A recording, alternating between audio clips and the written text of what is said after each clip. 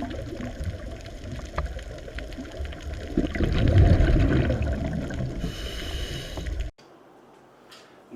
દોસ્તો, સૌ મજામાં દોસ્તો? વિદ્યાર્થી મિત્રો, આપણે પ્રકરણ નંબર 3 માનવ પ્રજનનની ચર્ચા પૂરી કરીએ. હવે આજે થોડાક પાછલા વર્ષોમાં પૂછાયેલા નીટના એમસીક્યુની ચર્ચા કરીએ. તો ચાલો શરૂ કરીએ.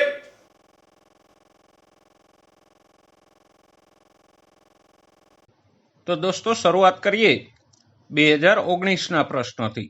જો પ્રશ્ન નંબર 1, નર પ્રજનન તંત્રમાં શુક્રકોષોના વહનનો સાચો માર્ગ પસંદ કરો.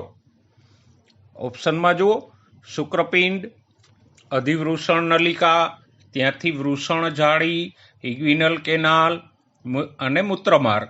ઓપ્શન નંબર 2, શુક્રોત્પાદક નલિકા, વૃષણ જાળી, શુક્રવાહિકા, અધિવૃષણ નલિકા, ત્યાંથી શુક્રવાહિકા, મૂત્રમાર્ગ અને મૂત્રમાર્ગ મુખ એટલે કે મૂત્રમાર્ગનો છેડો. ઓપ્શન નંબર 3, શુક્રોત્પાદક નલિકા, ત્યાંથી શુક્રવાહિકા, અધિવૃષણ નલિકા, અધિવૃષણ નલિકામાંથી ઇગ્વિનલ કેનાલ, મૂત્રમાર્ગ, સ્ખલન નલિકા. ઓપ્શન નંબર 4, શુક્રપિંડ, અધિવૃષણ નલિકા, ત્યાંથી શુક્રવાહિકા, ત્યાંથી શુક્રવાહિની, ત્યાંથી ઇગ્વિનલ કેનાલ, મૂત્રમાર્ગ અને મૂત્રમાર્ગ મુખ. આ 4 ઓપ્શનો આપણને આપેલા છે દોસ્તો. જુઓ, એમાંથી સાચો ઓપ્શન કયો છે? દરેક ઓપ્શનની ચર્ચા આપણે કરીએ તો ઓપ્શન નંબર 1, નર પ્રજનન તંત્રમાં આપણે ભણ્યા કે શુક્રપિંડમાં ઉત્પન્ન થતા શુક્રકોષો ક્યાં જાય? તો કે શુક્રોત્પાદક નલિકામાંથી પહેલા જશે વૃષણ જાળીમાં, વૃષણ જાળીથી શુક્રવાહિકા અને શુક્રવાહિકામાંથી અધિવૃષણ નલિકામાં જશે. તો અહીંયા એ ક્રમ જળવાતો નથી. પહેલા અધિવૃષણ નલિકા છે અને એના પછી વૃષણ જાળી છે. તો વૃષણ જાળી પહેલા આવશે, અધિવૃષણ નલિકા એના પછી આવશે. એટલે ઓપ્શન 1 સાચો નથી. બીજો ઓપ્શન જોઈએ. જો શુક્રોત્પાદક નલિકા, એમાંથી વૃષણ જાળી, વૃષણ જાળીથી નાની નલિકા શુક્રવાહિકા, શુક્રવાહિકાથી અધિવૃષણ નલિકા, અધિવૃષણ નલિકાથી શુક્રવાહિની અને ત્યાંથી મૂત્રમાર્ગ અને ત્યાંથી મૂત્રમાર્ગ મુખ. તો આ ઓપ્શન છે એ ક્રમ સંપૂર્ણપણે સાચો છે અને માટે જ આપણો જવાબ આવશે ઓપ્શન નંબર 2. પણ એક શબ્દ અહીંયા આપેલો છે પહેલા ઓપ્શનમાં, જુઓ, ઇગ્વિનલ કેનાલ. એને જરા જોઈ લઈએ. ઇગ્વિનલ કેનાલ એટલે વૃષણ કોથળી અને ઉદર ગુહા વચ્ચેનો નાનો માર્ગ કે જેમાંથી શુક્રવાહિકા ઉપર તરફ જાય, ચેતાઓ અને રુધિરવાહિનીઓ છે એ શુક્રપિંડ તરફ આવે. તો વૃષણ કોથળી અને ઉદર ગુહા વચ્ચેનો એક જે નાનકડો માર્ગ હોય એને કહેવાય ઇગ્વિનલ કેનાલ. ઓકે, ફરી એકવાર આપણો ઓપ્શન છે, સાચો જવાબ છે ઓપ્શન 2. બીજો પ્રશ્ન જોઈએ. એ પણ 2019નો જ છે. દ્વિતીય ધ્રુવકાયની ઉત્પત્તિ ક્યારે થાય? હવે પહેલા તો એ યાદ કરીએ કે દ્વિતીય ધ્રુવકાય શું છે. તો કે જ્યારે અંડકોષ જનન થાય ત્યારે પહેલું અર્ધીકરણ થાય ત્યારે 2 અસમાન કોષો ઉત્પન્ન થાય. એકને આપણે કહેતા હતા દ્વિતીય પૂર્વ અંડકોષ અને નાનો કોષ હતો એને કહેતા હતા પ્રથમ ધ્રુવકાય. અને પછી દ્વિતીય પૂર્વ અંડકોષનું બીજું અર્ધીકરણ પૂરું થાય એટલે એક મોટો કોષ બને એ અંડકોષ અને બીજો નાનો કોષ બને એ છે દ્વિતીય ધ્રુવકાય. તો આમ દ્વિતીય પૂર્વ અંડકોષનું બીજું અર્ધીકરણ વિભાજન પૂરું થાય ત્યારે દ્વિતીય ધ્રુવકાયની ઉત્પત્તિ થાય કે જે એક નાનો કોષ છે. અને આપણે જાણીએ છીએ કે અહીંયા સાચો જવાબ કયો આવશે? તો કે ઓપ્શન નંબર 1, શુક્રકોષના પ્રવેશ પછી અને ફલન પહેલા. કારણ કે આપણે જાણીએ છીએ બાળકો કે અંડપિંડમાંથી દ્વિતીય પૂર્વ અંડકોષ છૂટો પડે અને જો શુક્રકોષનો પ્રવેશ થાય તો એ દ્વિતીય પૂર્વ અંડકોષનું બીજું અર્ધીકરણ પૂરું થાય. એટલે આમ શુક્રકોષનો પ્રવેશ થાય પછી દ્વિતીય પૂર્વ અંડકોષનું તરત જ વિભાજન થાય એટલે દ્વિતીય ધ્રુવકાય અને અંડકોષ બને. પછી અંડકોષ અને શુક્રકોષ વચ્ચે ફલન થાય. તો આમ અહીંયા સાચો જવાબ આવશે ઓપ્શન નંબર 1, શુક્રકોષના પ્રવેશ પછી અને ફલન થતા પહેલા વચ્ચેના ગાળામાં દ્વિતીય ધ્રુવકાયનું નિર્માણ થશે. ઓકે, પ્રશ્ન નંબર 3 જોઈએ. 2018નો પ્રશ્ન છે અને કોલમવાળો પ્રશ્ન છે. જો કોલમ 1 અને કોલમ 2 ને યોગ્ય રીતે જોડો. જો કોલમ નંબર 1માં ઓપ્શન એ પ્રોલિફરેટિવ તબક્કો, બી સ્ત્રાવી તબક્કો અને સી ઋતુસ્ત્રાવ. કોલમ 2માં નંબર 1 ગર્ભાશયના અંતઃસ્તરનું તૂટવું, નંબર 2 પુટ્ટિકીય તબક્કો અને નંબર 3 લ્યુટિયલ તબક્કો. તો અહીંયા સાચા જોડકા કયા થશે? તો કે પ્રોલિફરેટિવ તબક્કો એટલે કે ઋતુસ્ત્રાવ પછીનો તબક્કો, 6 થી 14 દિવસનો તબક્કો કે જેમાં ગર્ભાશયનું એન્ડોમેટ્રિયમ છે એ ફૂલે છે, એને આપણે કહીએ પ્રોલિફરેટિવ તબક્કો. ઓકે. સ્ત્રાવી તબક્કો આપણે કોને કહીએ? તો કે સ્ત્રાવી તબક્કાનું બીજું નામ છે પુટ્ટિકીય તબક્કો. અને ઋતુસ્ત્રાવ ક્યારે થાય? તો કે ગર્ભાશયનું અંતઃસ્તર તૂટે તો ઋતુસ્ત્રાવ થાય. તો અહીંયા જુઓ જવાબ આવશે ઓપ્શન નંબર 4 A2 પ્રોલિફરેટિવ તબક્કો, B3 અને C1. તો અહીંયા ચોથો ઓપ્શન છે એ સાચો છે, કારણ કે પ્રોલિફરેટિવ તબક્કો એટલે 6 થી 14 દિવસનો તબક્કો કે જેમાં ગર્ભાશયનું એન્ડોમેટ્રિયમ ફૂલીને જાડું થાય છે. એને આપણે પુટ્ટિકીય તબક્કો પણ કહીએ, કારણ કે એમાં અંડપુટ્ટિકાનો વિકાસ થાય છે, માટે પ્રોલિફરેટિવ તબક્કાને આપણે પુટ્ટિકીય તબક્કો પણ કહી શકીએ. સ્ત્રાવી તબક્કો, જેને આપણે લ્યુટિયલ તબક્કો પણ કહીએ, કારણ કે એમાં કોર્પસ લ્યુટિયમ છે એ મોટા પ્રમાણમાં પ્રોજેસ્ટેરોનનો સ્ત્રાવ કરે છે, એટલે લ્યુટિયલ તબક્કો અથવા એને કહીએ સ્ત્રાવી તબક્કો કે જે 15 થી 28 દિવસનો હોય. અને ઋતુસ્ત્રાવ એટલે ગર્ભાશયના અંતઃસ્તર કે એન્ડોમેટ્રિયમનું તૂટવું. ઓકે. પ્રશ્ન નંબર 4 2018માં પૂછાયેલો પ્રશ્ન છે. જુઓ, ગર્ભાવસ્થાને જાળવી રાખવા માટે જરાયુમાંથી સ્ત્રવતા અંતઃસ્ત્રાવો કયા છે? તો જુઓ, આપણે સારી રીતે વાત કરી ગયા હતા કે જરાયુમાંથી 5 અંતઃસ્ત્રાવો આવે, તો એ પૈકીના કયા અહીંયા સાચા છે? તો કે જુઓ, option number 1 HCG human chorionic gonadotropin, HPL human placental lactogen, progesterone અને પ્રોલેક્ટિન. તો અહીંયા જુઓ, પ્રોલેક્ટિન છે એ પિટ્યુટરી ગ્રંથિમાંથી આવશે, જરાયુમાંથી આવતો નથી, માટે ઓપ્શન 1 સાચો નથી. નંબર 2 HCG, HPL, ઇસ્ટ્રોજન, રિલેક્સિન અને ઓક્સિટોસિન. તો અહીંયા પણ ઓક્સિટોસિન છે પિટ્યુટરીમાંથી આવશે, માટે ઓપ્શન 2 પણ સાચો નથી.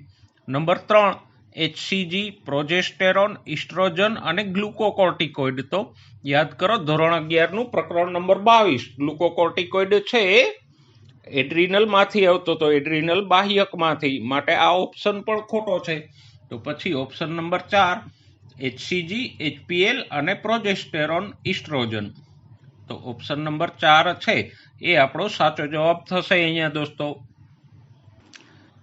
જો પ્રશ્ન નંબર 5ની વાત કરીએ તો 2017માં પૂછાયેલો પ્રશ્ન છે. પ્રસવ શરૂ થવાના સંકેતો અહીંથી ઉદ્ભવે છે, એટલે કે પ્રસૂતિની શરૂઆત માટેના સંકેતો છે એ માતાના મગજને ક્યાંથી મળે છે? તો કે પૂર્ણ વિકસિત ભ્રૂણ અને જરાયુમાંથી પ્રોસ્ટાગ્લેન્ડિન્સ જેવા અંતઃસ્ત્રાવોનો સ્ત્રાવ થાય અને એના દ્વારા જ પ્રસૂતિના સંકેતો ઉદ્ભવે, અને આ સંકેતો દ્વારા માતાની પિટ્યુટરીમાંથી ઓક્સિટોસિન મુક્ત થશે અને એ ગર્ભાશયનું સંકોચન પ્રેરશે. તો આમ અહીંયા સાચો જવાબ આવશે ઓપ્શન નંબર 1 ભ્રૂણ અને જરાયુમાંથી, અથવા તો પૂર્ણ વિકસિત ભ્રૂણ અને જરાયુમાંથી પ્રસવ શરૂ થવાના સંકેતો ઉદ્ભવે છે. પ્રશ્ન નંબર 6ની વાત કરીએ, એ પણ 2017માં પૂછાયેલો છે. શુક્રોત્પાદક નલિકામાંથી શુક્રકોષોના વહનનો સાચો માર્ગ પસંદ કરો. જુઓ દોસ્તો, આ પણ પ્રશ્ન નંબર 1 જેવો જ છે. તો અહીંયા સાચો જવાબ કયો આવશે? હવે આપણે સમજી શકીએ. શુક્રપિંડ, ત્યાંથી અધિવૃષણ નલિકા, ત્યાંથી શુક્રવાહિની અને ત્યાંથી મૂત્રમાર્ગ. તો અહીંયા સાચો જવાબ છે ઓપ્શન નંબર 1 શુક્રપિંડ, અધિવૃષણ નલિકા, ત્યાંથી શુક્રકોષો જશે શુક્રવાહિનીમાં, શુક્રવાહિનીથી આગળ જશે મૂત્રમાર્ગમાં. ભલે અહીંયા બધી નલિકાઓ નથી આપી આપણને, પણ વચ્ચેથી વૃષણ જાળી અને શુક્રવાહિકાઓ સ્ખલન નલિકા એ નથી આપી, પણ સાચો ક્રમ આવશે ઓપ્શન નંબર 1. પ્રશ્ન નંબર 7 જોઈએ, એ પણ 2017માં પૂછાયેલો જ છે. માનવ શરીરમાં હંગામી અંતઃસ્ત્રાવી ગ્રંથિ કઈ છે? હંગામી એટલે ટેમ્પરરી, કે જે કાયમી ધોરણે અંતઃસ્ત્રાવોનો સ્ત્રાવ ન કરતી હોય એવી. થોડાક સમય માટે એ અંતઃસ્ત્રાવોનો સ્ત્રાવ કરે પછી બંધ થઈ જાય, વળી પાછો થોડા સમય માટે સ્ત્રાવ કરે, તો એને આપણે કહીશું હંગામી, એટલે ટેમ્પરરી કે કામચલાઉ. જુઓ, ઓપ્શન નંબર 1 વૃષણ જાળી, ઓપ્શન નંબર 2 અધિવૃષણ નલિકા, ઓપ્શન નંબર 3 શુક્રવાહિકા. તો જુઓ, આ ત્રણમાંથી એકેય અંતઃસ્ત્રાવોનો સ્ત્રાવ કરતી નથી. પણ હા, ઓપ્શન નંબર 4 કોર્પસ લ્યુટિયમ છે, એ પ્રોજેસ્ટેરોન નામના અંતઃસ્ત્રાવનો સ્ત્રાવ પણ કરે છે અને એ હંગામી પણ છે. કારણ કે કોર્પસ લ્યુટિયમ છે એ કાયમી ધોરણે હોતું નથી. અંડપાત થાય પછી 15મા દિવસે કોર્પસ લ્યુટિયમનું નિર્માણ થાય, અને જો ગર્ભસ્થાપ ધારણ ન થાય તો 22મા કે 23મા દિવસે એ નાશ પણ પામી જાય અને ફરી પાછું બીજા ઋતુચક્રમાં ફરીથી નિર્માણ પામે. એટલે કોર્પસ લ્યુટિયમ છે એ અંતઃસ્ત્રાવોનો સ્ત્રાવ પણ કરે છે અને હંગામી પણ છે. તો જવાબ આવશે ઓપ્શન નંબર 4. પ્રશ્ન નંબર 8ની ચર્ચા કરીએ. 2016માં પૂછાયેલો પ્રશ્ન છે, ખોટું વિધાન પસંદ કરો. જો આવા પ્રશ્નોમાં ખાસ ખ્યાલ રાખવાનો, ઉતાવળે ક્યાંક આપણે સાચું વિધાન પસંદ ન કરી બેસીએ. જો ઓપ્શન નંબર 1 LH અને FSH અંડવાહિનીમાં અંડકોષ મુક્ત કરાવે છે. સાચું. અંડપાત છે એ LH અને FSH આધારિત છે. ઓપ્શન નંબર 2 LH અને FSH પુટ્ટિકીય તબક્કામાં ક્રમશઃ ઘટતા જાય છે. ના, અહીંયા પુટ્ટિકીય તબક્કો છે એમાં LH અને FSHનું પ્રમાણ વધશે અને લગભગ 14મા દિવસે આ બંને અંતઃસ્ત્રાવોનું પ્રમાણ છે એ મહત્તમ થશે અને એની અસર નીચે જ અંડપાત થશે. તો પુટ્ટિકીય તબક્કો એટલે 6 થી 14 દિવસના ગાળામાં LH અને FSH ઘટતા નથી પણ વધે છે. માટે આપણો સાચો જવાબ આવશે ઓપ્શન નંબર 2 LH અને FSH પુટ્ટિકીય તબક્કામાં ક્રમશઃ ઘટતા જાય છે. એ વિધાન ખોટું છે. પ્રશ્ન નંબર 9ની વાત કરીએ તો એ પણ 2016નો પ્રશ્ન છે. માનવમાં ફલન ત્યારે જ શક્ય બને જો ઓપ્શન નંબર 1 અંડકોષ અને શુક્રકોષ એક સાથે ફેલોપિયન નલિકાના તુંબિકા અને ઇથમસ જોડાણ સ્થાન તરફ વહન પામે.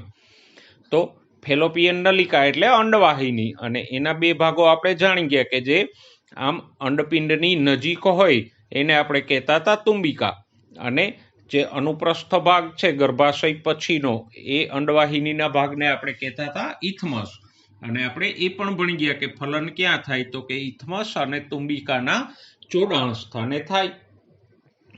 ઓકે, પણ ફલન તો જ શક્ય બને જો અંડકોષ અને શુક્રકોષ બંને એક સાથે આ ઇથમસ અને તુંબિકાના જોડાણ સ્થાને હાજર હોય તો જ.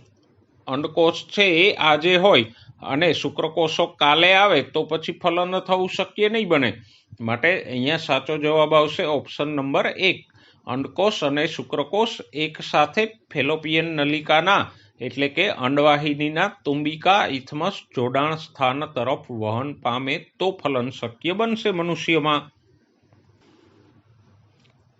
ઓકે, જો પ્રશ્ન નંબર 10ની વાત કરીએ. 2016માં જ પૂછાયેલો પ્રશ્ન છે. ઇન્હિબિન સંબંધે સાચું વિધાન પસંદ કરો.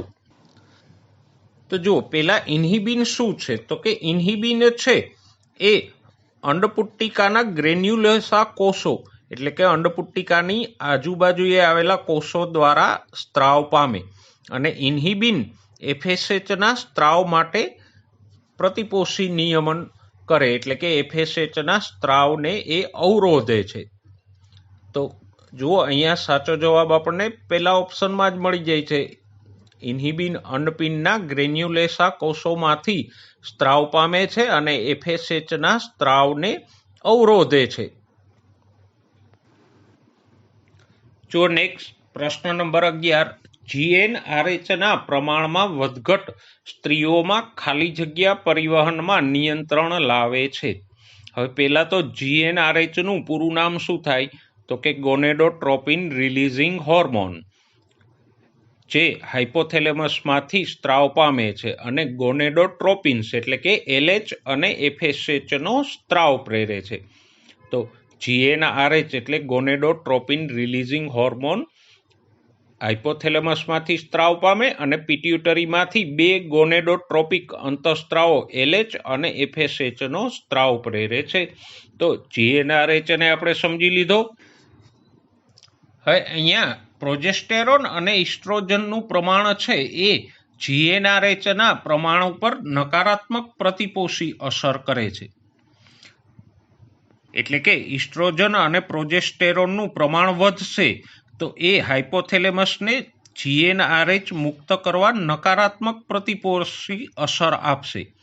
એટલે કે GnRHનો સ્ત્રાવ હાઇપોથેલેમસમાંથી અટકાવશે. તો અહીંયા સાચો જવાબ આવશે ઇસ્ટ્રોજન અને પ્રોજેસ્ટેરોન, ઓપ્શન નંબર 4. ઓકે, પ્રશ્ન નંબર 12ની ચર્ચા કરીએ. 2016માં પૂછાયેલો જ પ્રશ્ન છે. કેટલાક અંતઃસ્ત્રાવો જેવા કે HCG, HPL, ઇસ્ટ્રોજન, પ્રોજેસ્ટેરોન ખાલી જગ્યા દ્વારા ઉત્પન્ન થાય છે. જો HCGનું પૂરું નામ હ્યુમન કોરિયોનિક ગોનેડોટ્રોપિન, HPLનું પૂરું નામ હ્યુમન પ્લેસેન્ટલ લેક્ટોજન, ઇસ્ટ્રોજન અને પ્રોજેસ્ટેરોન કોના દ્વારા ઉત્પન્ન થાય છે? તો કે અંડપિંડમાંથી ઇસ્ટ્રોજન પ્રોજેસ્ટેરોન આવશે, પણ HCG કે HPL આવતા નથી. અંડવાહિની કોઈ અંતઃસ્ત્રાવોનો સ્ત્રાવ કરતી નથી અને પિટ્યુટરીમાંથી આ ચાર પૈકીના એકેય અંતઃસ્ત્રાવોનો સ્ત્રાવ થતો નથી. તો આપણો સાચો જવાબ અહીંયા આવશે ઓપ્શન નંબર 2, જરાયુ. આ ચારે ચાર અંતઃસ્ત્રાવો છે એ જરાયુમાંથી સ્ત્રાવ પામે છે. એ આપણે સારી રીતે ભણી ગયા. ઓકે, હવે વાત કરીએ પ્રશ્ન નંબર 13ની. એ પણ 2016નો જ પ્રશ્ન છે. જો કોલમ પ્રકારનો પ્રશ્ન છે. કોલમ 1 અને 2ને યોગ્ય રીતે જોડો. જો કોલમ 1માં આપણને કયા કયા ઓપ્શનો આપ્યા છે? તો કે કોલમ 1માં એ છે મોન્સ પ્યુબિન્સ, બી છે એન્ટ્રમ, સી છે પોષક સ્તર અને ડી છે મધ્ય ભાગ. જોઈએ તો સૌથી પહેલું મોન્સ પ્યુબિન્સ શું છે? તો કે માદાનો બાહ્ય જનન અંગ છે કે જે પ્યુબિક હેર નામના વાળથી ઘેરાયેલું હોય. એન્ટ્રમ તો કે ગ્રાફિયન પુટ્ટિકામાં આવેલા પોલાણને આપણે કહીએ એન્ટ્રમ કહી ગયા. પોષક સ્તર ક્યાં હોય? તો કે પોષક સ્તર છે એ ભ્રૂણ નિર્માણ વખતે થાય. ગર્ભકોષ્ઠી અવસ્થા આવે ભ્રૂણની, કે ગર્ભકોષ્ઠ કોથળી બને ભ્રૂણ વિકાસ દરમિયાન, તો એમાં આપણે બે ભાગો જોઈએ. ફરતેનું છે એ પોષક સ્તર અને વચ્ચેનો છે અંતઃકોષ સમૂહ. પછી આપણે એ પણ ભણી ગયા કે પોષક સ્તરમાંથી જરાયુનું નિર્માણ થાય. અને મધ્ય ભાગ શેમાં આવેલો હોય? તો આપણે જાણીએ છીએ મધ્ય ભાગ છે શુક્રકોષનો હિસ્સો છે. તો અહીંયા સાચો જવાબ આવશે option number 2, A3, B4, C1 અને D2. જો A3 મોન્સ પ્યુબિન્સ માદા બાહ્ય જનન અંગ છે. B4 એન્ટ્રમ, તો આપણે વાત કરીએ એમ ગ્રાફિયન પુટ્ટિકામાં આવેલા પોલાણને એન્ટ્રમ કહેવાય. C1 પોષક સ્તર ક્યાં હોય? તો કે ભ્રૂણ નિર્માણ દરમિયાન ગર્ભકોષ્ઠ કોથળી બને તો એમાં સૌથી પહેલા પોષક સ્તરનું નિર્માણ થાય. અને મધ્ય ભાગ D2 શેમાં હોય? તો કે મધ્ય ભાગ શુક્રકોષમાં હોય. તો અહીંયા સાચો જવાબ છે ઓપ્શન નંબર 2. પ્રશ્ન નંબર 14ની ચર્ચા કરીએ. નીચેનામાંથી શુક્રકોષોના વહનનો સાચો ક્રમ પસંદ કરો. આ પ્રશ્ન છે એ ત્રીજી વખત રિપીટ થયો છે, તો હવે તો આપણે આવડી જાય કે અહીંયા સાચો જવાબ આવશે. જુઓ ઓપ્શન નંબર 1, વૃષણ જાળી, ત્યાંથી શુક્રવાહિકા, એમાંથી અધિવૃષણ નલિકામાં, ત્યાંથી શુક્રવાહિનીમાં શુક્રકોષો વહન પામશે. બાકીના ઓપ્શનો જુઓ. ઓપ્શન 2 શા માટે સાચો નથી? તો કે અહીંયા વૃષણ જાળી, અધિવૃષણ નલિકા અને શુક્રવાહિકા એમ આપેલું છે. ખરેખર ક્રમ શું હોય? વૃષણ જાળી, એના પછી શુક્રવાહિકા, અને શુક્રવાહિકા પછી આવશે અધિવૃષણ નલિકા. ઓપ્શન નંબર 3 પણ સાચો નથી. જુઓ, વૃષણ જાળી, શુક્રવાહિની, શુક્રવાહિકા અને અધિવૃષણ નલિકા. તો ચાર પૈકી સૌથી છેલ્લે આવશે શુક્રવાહિની, જે અહીંયા બીજા નંબરે આવી ગઈ છે. ઓપ્શન નંબર 4 પણ સાચો નથી. જુઓ, શુક્રવાહિકા પછી વૃષણ જાળી, તો પહેલા વૃષણ જાળી આવે પછી શુક્રવાહિકા આવે. એવી જ રીતે પહેલા અધિવૃષણ નલિકા આવે પછી શુક્રવાહિની આવશે. તો સાચો જવાબ છે ઓપ્શન નંબર 1. ઓકે, પ્રશ્ન નંબર 15 2015માં પૂછાયેલો પ્રશ્ન છે. માનવ માદામાં અર્ધીકરણ 2 ખાલી જગ્યા સુધી પૂર્ણ થતું નથી. હવે અહીંયા અર્ધીકરણ કોનું? તો કે અર્ધીકરણ 2 દ્વિતીય પૂર્વ અંડકોષનું. અને આપણે આગલા પ્રશ્નમાં ચર્ચા કરી ગયા કે દ્વિતીય પૂર્વ અંડકોષમાં શુક્રકોષનો પ્રવેશ થાય અને ફલન થાય એની વચ્ચેના ટૂંકા ગાળામાં અર્ધીકરણ 2 પૂરું થાય અને અર્ધીકરણ 2ના પરિણામે દ્વિતીય પૂર્વ અંડકોષમાંથી અંડકોષ અને દ્વિતીય ધ્રુવકાય છૂટા પડશે. તો અહીંયા સાચો જવાબ આવશે ઓપ્શન નંબર 2, ફલન. ફલન ન થાય એટલે કે દ્વિતીય પૂર્વ અંડકોષમાં શુક્રકોષનો પ્રવેશ ન થાય ત્યાં સુધી અર્ધીકરણ 2 પૂરું થતું નથી. જો પ્રશ્ન નંબર 16, માનવ માદામાં કઈ ઘટના અંડકોષપાત સાથે સંકળાયેલ નથી? 2015માં પૂછાયેલો પ્રશ્ન છે. અંડકોષપાત એટલે અંડપિંડમાંથી દ્વિતીય પૂર્વ અંડકોષ છૂટો પડે એ. અને એ ઘટના ક્યારે બને? તો કે ઋતુચક્રના 14મા દિવસે અંડકોષપાત થાય. હવે જો અહીંયા સાચો જવાબ આવશે ઓપ્શન નંબર 1, ઇસ્ટ્રોજનના પ્રમાણમાં ઘટાડો અથવા તો એસ્ટ્રાડાયોલના પ્રમાણમાં ઘટાડો. અંડકોષપાત પછી અને ઋતુસ્ત્રાવ પહેલા ઇસ્ટ્રોજન કે એસ્ટ્રાડાયોલનું પ્રમાણ ઘટી જાય છે, જ્યારે એનું પ્રમાણ અંડકોષપાત પહેલા ખૂબ જ વધારે હોય છે. એટલે કે અંડકોષપાત થાય એ પહેલા એસ્ટ્રાડાયોલ કે ઇસ્ટ્રોજનનું પ્રમાણ વધારે હોય. એસ્ટ્રાડાયોલ છે એ અંડકોષપાત સાથે સંકળાયેલો નથી, પણ એસ્ટ્રાડાયોલ કે ઇસ્ટ્રોજનનું પ્રમાણ ઘટે તો ઋતુસ્ત્રાવ બંધ થાય છે અને નવી અંડપુટ્ટિકાનો વિકાસ શરૂ થાય છે. તો આમ અંડકોષપાત સાથે ઇસ્ટ્રોજન અથવા તો એસ્ટ્રાડાયોલ સંકળાયેલો નથી. તો સાચો જવાબ આવશે ઓપ્શન નંબર 1, ઇસ્ટ્રોજનના પ્રમાણમાં ઘટાડો. પ્રશ્ન નંબર 17 2014માં પૂછાયેલો પ્રશ્ન છે. માનવ પ્રજનન તંત્ર અને ઉત્સર્જન તંત્રની છેડાની સંયુક્ત નલિકાને શું કહે છે?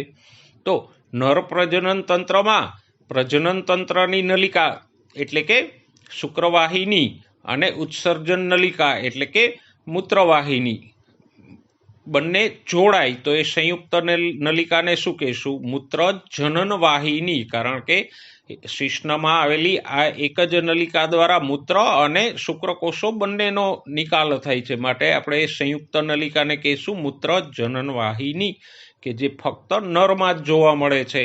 તો અહીંયા સાચો જવાબ છે ઓપ્શન નંબર 2, મૂત્રજનન વાહિની. ઓકે બાળકો, પ્રશ્ન નંબર 18, માનવમાં કોર્પસ લ્યુટિયમનું કાર્ય ખાલી જગ્યા ઉત્પન્ન કરવાનું છે. 2014માં પૂછાયેલો પ્રશ્ન છે અને આપણે જાણીએ છીએ કે અહીંયા સાચો જવાબ આવશે ઓપ્શન નંબર 2, પ્રોજેસ્ટેરોન. અંડપાત થાય પછી 15મા દિવસે ખાલી ગ્રાફિયન પુટ્ટિકામાંથી કોર્પસ લ્યુટિયમ ઉત્પન્ન થાય અને કોર્પસ લ્યુટિયમ છે મોટા પ્રમાણમાં પ્રોજેસ્ટેરોનનો સ્ત્રાવ કરે. એ ઋતુચક્રવાળા મુદ્દામાં આપણે સારી રીતે ભણી ગયા. તો જવાબ છે ઓપ્શન નંબર 2, પ્રોજેસ્ટેરોન.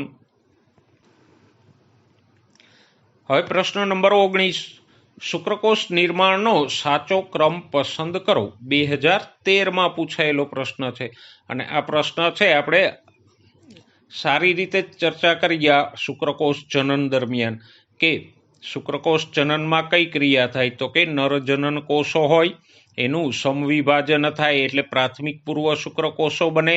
પ્રાથમિક પૂર્વ શુક્રકોષોનું પ્રથમ અર્ધીકરણ થાય એટલે દ્વિતીય પૂર્વ શુક્રકોષો બને અને એનું બીજું અર્ધીકરણ વિભાજન થાય એટલે પ્રશુક્રકોષ બનશે. તો આમ સાચો ક્રમ આવશે આદિ શુક્રકોષો અથવા તો નરજનન કોષો, એમાંથી પ્રાથમિક પૂર્વ કે પૂર્વ શુક્રકોષો, એમાંથી પ્રશુક્રકોષ અને એમાંથી બનશે શુક્રકોષ. તો અહીંયા સાચો ઓપ્શન આવશે ઓપ્શન નંબર 4, આદિ શુક્રકોષ, પૂર્વ શુક્રકોષ, પ્રશુક્રકોષ અને શુક્રકોષ. પ્રશ્ન નંબર 20 જોઈએ.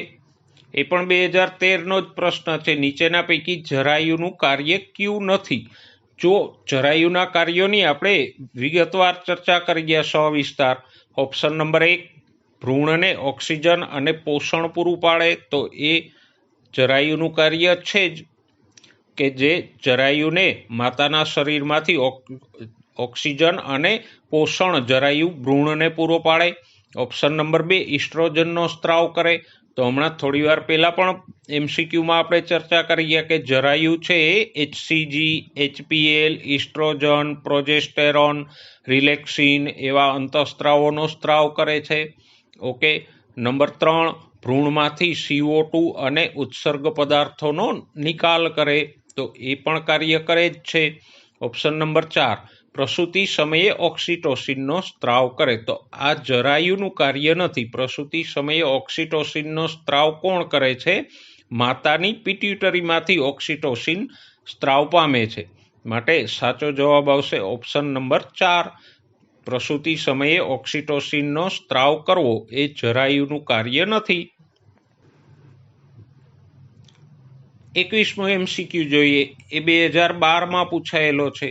જો ઋતુસ્ત્રાવ શેની ઉણપને કારણે થાય છે? તો અહીંયા સાચો જવાબ આવશે ઓપ્શન નંબર 2, પ્રોજેસ્ટેરોનના અભાવથી ઋતુસ્ત્રાવ થાય।